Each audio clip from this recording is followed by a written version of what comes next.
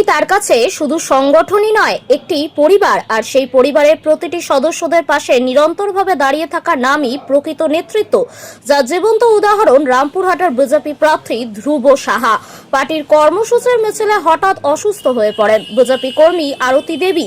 সেই সংকটময় মুহূর্তেই এক মুহূর্ত দেরি না করে তাকে হাসপাতালে ভর্তি করানো, প্রয়োজনীয় চিকিৎসার ব্যবস্থা করা থেকে শুরু করে রক্তদানের মতো মানবিক দায়িত্ব পালন করে নজর কাড়লেন রামপুরহাট বিধানসভার বিজেপি প্রার্থী মাননীয় ধ্রুব সাহা।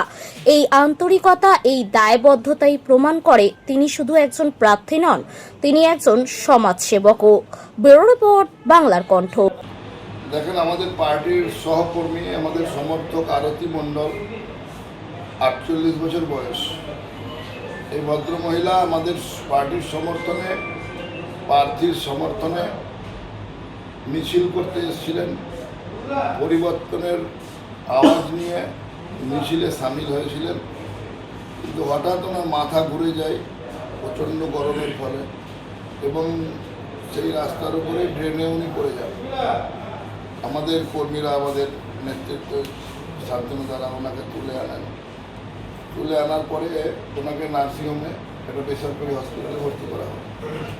এখন দেখা যাচ্ছে ওনার হাত ভেঙে গেছে, অপারেশন করতে হবে।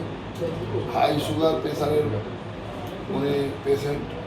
কিন্তু পশ্চিমবাংলার বর্তমান পরিস্থিতি দেখে ওনার মনে হয়েছিল যে পরিবর্তনের জন্য পাল্টানো দরকার, চাই বিজেপি সরকার এই আওয়াজকে বুলন্দ করার জন্য মিছিলে হাঁটা উচিত।